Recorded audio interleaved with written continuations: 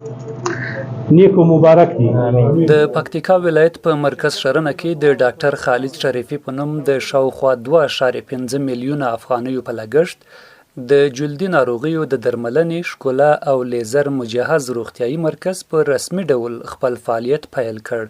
د دغه روغتیایي مرکز مسؤل د پرانیستې پر مهال وویل په دې مرکز کې به د پوستکي ناروغیو تخصصي درملنه، د پوستکي ښکلا اړوند خدمتونه او د سیمې په کچه د لومړي ځل لپاره د نوې او پرمختللې ماشینرۍ پر مټ لیزر تراپي ترسره کیږي، څو ناروغان د ورته خدمتونو لپاره نورو ولایتونو ته له تګ څخه بې نیازه شي.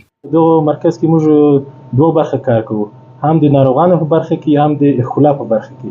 د ناروغانو په برخه کې ناروغانو د پوستکي ناروغانو د تخصصي تداوی کیږي ان شاء الله، او د ښکلا په برخه کې موږ ان شاء الله ماشینري په منطقه په کچه ان شاء الله راوړی یو.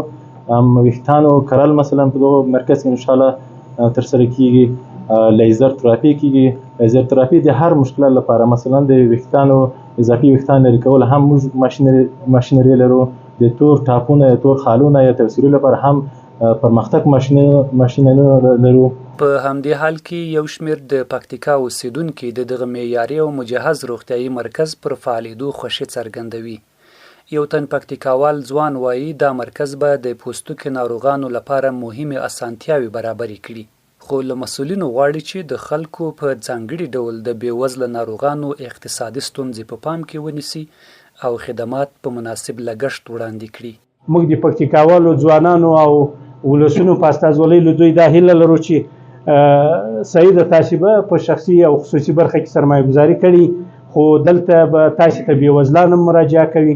داسې څوک به مراجعه کوي چې هغوی مریضان وي، د پوستکي ناروغۍ ولري خو د معالجې یا د دوا اخیستلو توانایي ونه لري، نو په دې برخه کې د تاسې ځانګړې پاملرنه او توجه غواړو. بلخوا په دې ولایت کې یو تن ډاکټر هم د دغه روغتیایي مرکز په پرانیستې خوښي څرګندوي او وایي له دې وړاندې په پکتیکا کې د پوستکي ناروغیو لپاره داسې تخصصي او مجهز مرکز شتون نه درلود، چې له امله یې ډیری ناروغان د درملنې لپاره نورو ولایتونو ته تلل. ښه ځای ده چې پکتیکا ولایت کې داسې مرکز اوس حتی په لوړه سطحه باندې د جلدي په بخش کې جوړیږي. دا د پکتیکا د خلکو لپاره ډېر او دغه د په اصطلاح سره لاسته راوړنه ده. خدای دې دوی توفیق ورکړي. ډاکټر صاحب خالد موږ د کوم ځای څخه پیژنو، ډېر غښتلی ده په دغه مسلک کې. د یادونې وړ ده چې د دغه روغتیایي مرکز په فعالېدو سره به د پکتیکا اوسیدونکو ته د جلدي ناروغیو د تخصصي درملنې، د پوستکي ښکلا او لیزر تراپي معیاري خدمتونه په خپل ولایت کې وړاندې کیږي او تمه ده چې د سیمې د روغتیایي خدمتونو په ښه والي کې مهم رول ولوبوي.